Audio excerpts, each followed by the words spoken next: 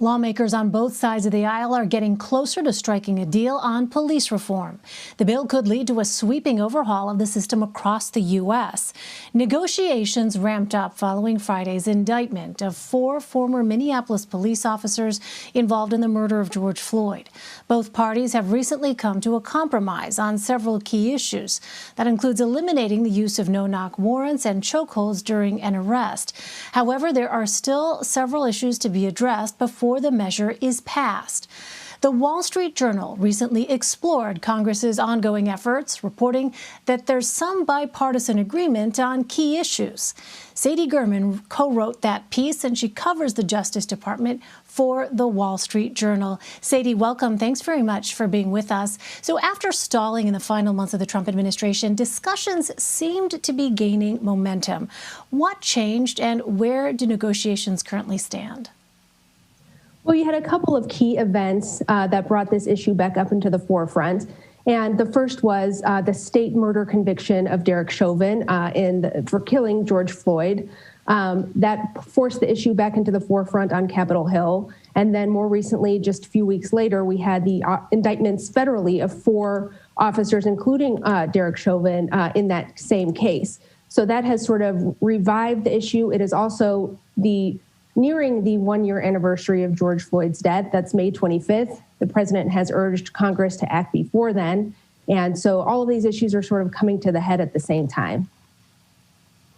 I want to ask you more about that timeline in just a moment, but one point of contention has been what critics call the militarization of police departments, equipment designed for combat being repurposed for law enforcement. Does that seem likely to change? Well, one of the key agreements, that has already been made is that the Defense Department would significantly limit, the kinds of cast-off military equipment that it gives to local police departments. Police departments had been using everything from armored vehicles to ballistic shields and other sort of weapons that had been previously used by the military. The bill, as it sits now, would significantly curtail that. It would essentially limit the Defense Department from providing those items to local departments, which is a significant measure because, like you said, there was a lot of criticism about the militarization of police and the presence of heavily armed officers at some of the recent protests and prior protests that sort of drew a public outcry about the use of this equipment. So that's a very significant issue that lawmakers are so far in agreement on. But like you said, there are other key measures that still need to be hashed out. So qualified immunity is among them. And over the weekend, Democratic Majority Whip Jim Clyburn said he did not want the Democrats' push to eliminate qualified immunity to prevent this legislation from being passed. Remind us, what is qualified immunity, and do Democrats seem willing to set that aside? Qualified immunity, like you mentioned, has been one of the greatest sticking points for lawmakers negotiating this bill. It is essentially, it protects individual police officers from lawsuits, in cases of misconduct or in use of force or shootings. Basically, you're sort of limited as a citizen in your ability to sue individual officers for their conduct. Instead, most people tend to sue the municipality or the city. And this is something that Republicans and Democrats just cannot agree upon. Democrats want to end qualified immunity, and Republicans want it to remain untouched. Police groups are certainly not budging in their, desire to see no changes to qualified immunity. But Democrats are pretty adamant that they want to make it easier for people to be able to, recoup damages in cases of police misconduct from individual officers. Representative Clyburn's comments today are the first sort of indication that we might be able to see some elements of this bill pass, even if the whole thing, that Democrats originally wanted, it can't be passed. So there was a very interesting sign, sort of a hopeful sign, since other Democrats have seemed not to want to budge on that issue.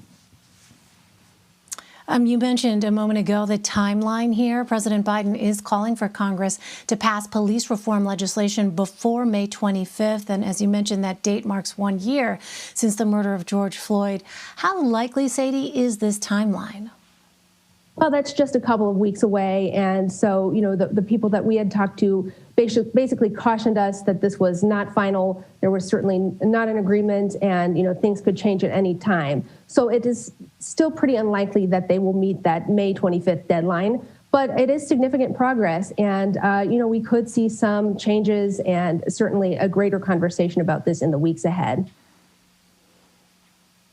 Well, on Friday, a federal grand jury indicted the 4 officers involved in the murder of George Floyd. The charges allege that the officers violated Mr. Floyd's constitutional and civil rights under Section 242 of Title 18, the deprivation of rights under color of law. Sadie, tell us more about that section of the U.S. Code and what role it plays in these negotiations. That's a significant part of these negotiations, as a matter of fact. That statute requires federal prosecutors to meet a pretty high burden. It's called the willfulness standard in order to convict officers of things like excessive force and other civil rights violations.